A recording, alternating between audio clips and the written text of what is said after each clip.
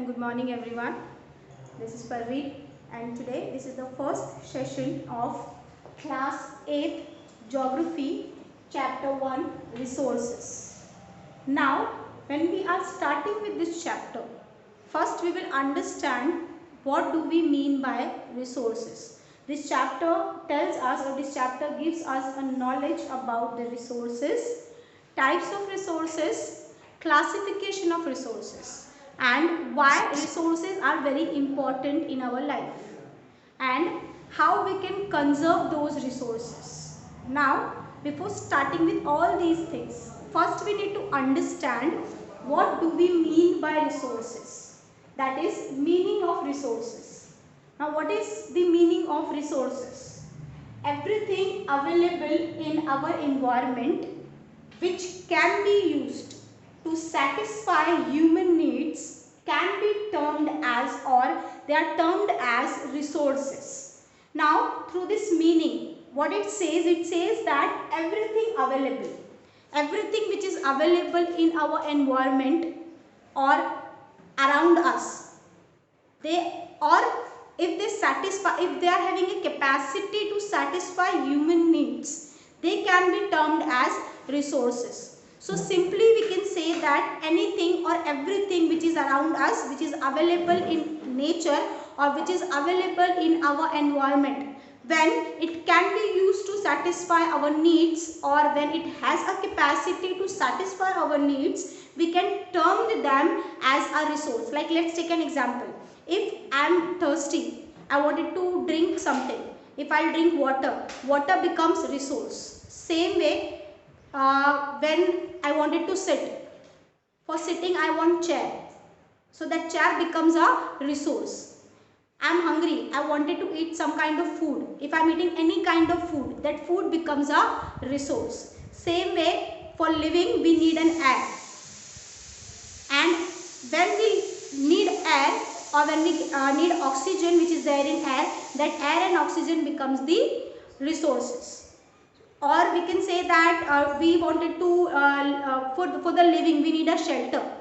So the house which we live, that also becomes a resource. So anything or everything which is available in our environment or which is available in our nature, or you can say that which is available in our environment, or if that thing is having a capacity to satisfy human needs, that thing can be termed as resource. Like I have given you many examples. For example, water. We required water for many things. Water satisfied our many wants, like for cooking, for washing, for cleaning ourselves. For all these things we required water. So water is acting as a resource. Air. We need air to live. We need oxygen to live. So air is also a resource. Vegetables, fruits, different kinds of food items, furnitures, all these things which is available in our environment, which satisfy our needs, they can be termed as resource because they are having a capacity. So we can say that to become anything to be a resource or anything to be called as a resource, that particular thing should have two main conditions. That particular thing should have two qualities. First, it should be available in our environment. Secondly, it should have a capacity to satisfy our needs. If these two qualities are there in a particular thing, that thing becomes a resource. Because firstly, it should be available in our environment. It should be available in our nature. जब तक वो available नहीं रहेगा, till then it is not available, we cannot use it.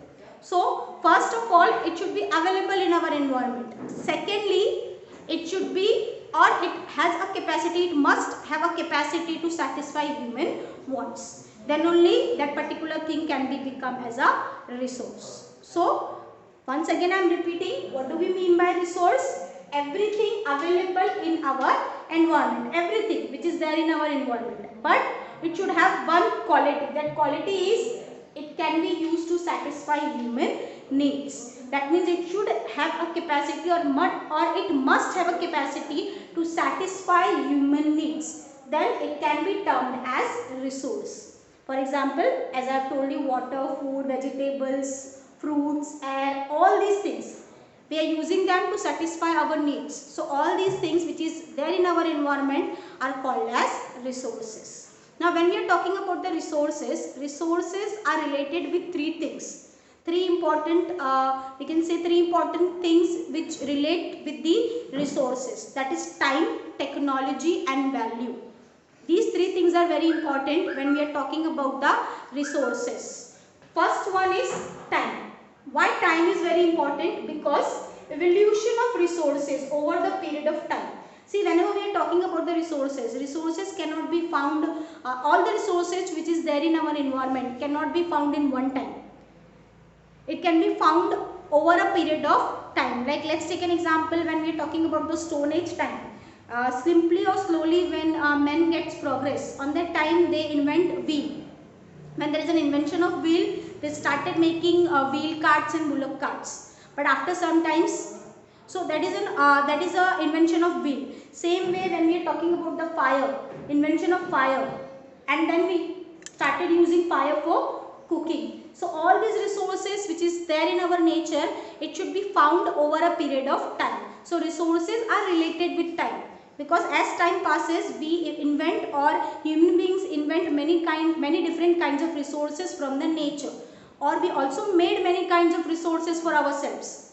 So which is called as evolution of resources over a period of time. So the time concept is related with the resources, because whatever resources we are having, we are inventing those resources over a period of time. Those resources can be evaluated over a period of time. Suddenly we invent those resources. All the resources are not there on a one period of time. We get those resources over a certain period of time. So it is related with time. Secondly, technology. When we are talking about the resources, technology is very important, because there are many different kinds of resources which is available in nature. But till we are not using the technology, or till we don't have that kind of technology, we cannot use those resources. So to use certain resources, we need a technology. Then only we can use them. Like let's take an example, electricity. When we are talking about wind energy, or when we are talking about water energy, or when we are talking about the electricity, all these resources, if you wanted to use them, we need a technology to use them. Many times we have certain kinds of minerals or certain kind of materials which needs to be modified. Then only we can use them. And to modify those resources, we need technology, or we need technological advancement. So technology is also very important when we wanted to use anything, or when we wanted to use anything as a resource, because when it satisfies our needs, it requires certain kind of modification. Like let's take an example. When we are talking about the wheel, when wheel has been invented, on that time they are using the wheel for the bullock cart purposes. Bullock cart and wheel carts are there. But after some times, when we are having a technological advancement, we have cars. Vehicles are there. Many electronic vehicles are there, which is the combination of electricity and wheels. So over here, by using technology, we make that particular thing more advanced. So technology, time and technology, both is very important, because as time changes, we evaluate many different kinds of resources, and by using technology, we modify them, we modernize them, so that we can use them easily. Now when we are talking about the resources, value of resources are very important. When we are talking about the value, as we say, resources are valuable, but when we talk about the money value of the resources, there are two types of resources. When we are talking about the money value of resources, that is economic resources and non-economic resources. Economic resources means which we pay. We pay for them. If you wanted to use that resources, we need to pay for them. Like when we wanted to use, example, when we wanted to use any kind of metal, any kind of minerals, we need to pay for them. Then only we can use them. They are called as economic resources, which gives benefit, money benefit to its owner. That is called as economic resources. Secondly, non-economic resources. They are also called as natural resources, because they are a free gift of nature. We don't need to pay for them. They are having natural value. We don't need to pay for them. Like let's take an example, egg. We are not paying for the egg. Then we can talk about the land. We are not also paying for the land. We are walking on the land. We are not paying for that. We are circulating the air. We are not paying for them. So these are the non-economic resources which has natural value. They are the free gift of nature. And then we also have economic resources, which has a value of money. We need to pay if you wanted to use them. So over here you can say that resources means anything which is available in our nature, which can be satisfy our needs. And resources can be related with three terms, that is time, technology and value. Now moving on, we will see types of resources. When we are talking about the types of resources, there are two types of resources: natural resources and man-made resources. As we have seen over here in meaning, there are two kinds of resources. One is natural resource, which is available in nature, and secondly by using technology. Like let's take an example. Over here we talk about time and technology. As time changes, we invent many resources, or as time changes, technological advancements are there and we modify those resources for the better use. So over here we can say that there are two types of resources: natural resources and man-made resources. Natural resources means those resources which is drawn from the nature.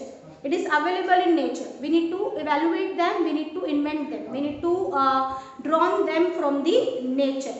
Like let's take an example: sun, land, water, coal, iron ore, mineral oils. Mineral oils and iron ore, through mining we dig them out by using technology, but they are natural resources. Okay, because they are drawn from the nature. Now when we are talking about the natural resources, human beings are also acting as a natural resource, because human beings are also natural resources, because we are also come by nature.